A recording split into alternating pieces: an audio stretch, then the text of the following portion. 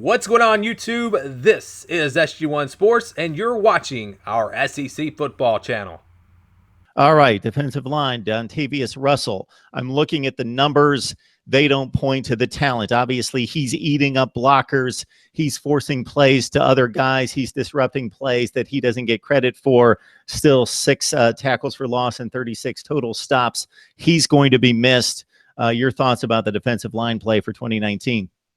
We're talking Auburn football here. When we talk, definitely got to talk about the defensive line for the Auburn Tigers.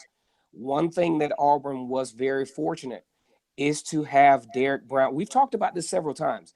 Is the fact that Derek Brown is returning. Obviously, could have been. I don't think he would have been a first round pick, but I think he would have been, late first round, early second round.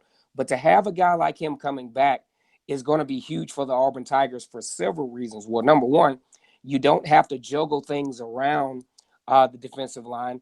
It gives you more options, and it gives you a lot more viable options. But Dontavius Russell, Mark, I'm going to tell you, will be missed in that interior line. If you go back and look at the LSU game, from 2018, very disruptive. It's going to be hard to replace him.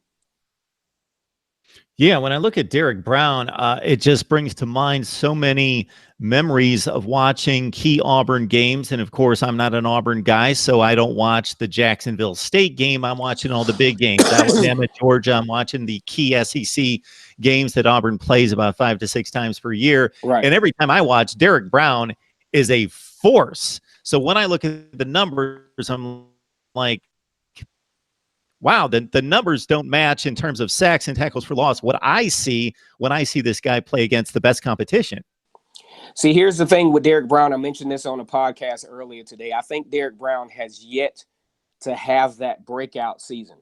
I feel that this is going to have to be the year that Derek Brown has that breakout season in order to solidify him as an Auburn great. When you look back at the Nick Fairleys and you look at the D Fords and you look at the Jeff Hollands, they solidified their stamp. And I totally understand all the way. And that's what I talked about in my podcast earlier today, that Derek Brown has yet to exceed that elite status that we expected him to have, especially being one of the most highly recruited players in Auburn history. Now, we'll give him a little slack. He's been under the shadows of Dontavius Russell, under Deshaun Davis, as well as Trey Matthews. Trey Matthews does not play on the interior line, didn't play on the interior line, but was a mainstay nonetheless. Also, you talk about Carlton Davis, which was a all SEC, All-American cornerback for Auburn. So Derek Brown now finally has that opportunity, in my opinion,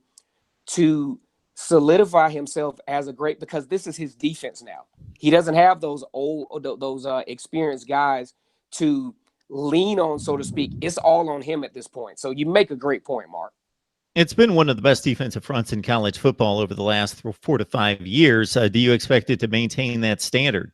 I really, really expect it to maintain that standard on a very high level. When you talk about the Auburn defensive line, one position that you have to, bring to the forefront is the buck linebacker position. And for those guys who don't know what a buck linebacker is, a buck linebacker is basically, if you remember Lawrence Taylor from the New York Giants, he kind of was the pioneer of this particular position. It's usually a stand-up position, and it's usually a guy who is very athletic, who's very large at the same time, who can disrupt who creates mismatches with the offensive tackle, but has the ability to, somewhat cover in the flat. And in all of the years that Auburn has been very successful on the defensive line, the buck linebacker played at a very high elite level. You talk about D Ford back in 2013, 10 plus tackles for loss, 10 plus sacks. You also talk about Carl Lawson, same thing, same result. You talk about Jeff Holland back in 2017, same result. In order for this defensive line to be elite and possibly help catalyze Auburn to a 2019 run in the SEC West, the buck linebacker has to play at an optimal level. We do feel that Nick Cole is the favorite to take on this position.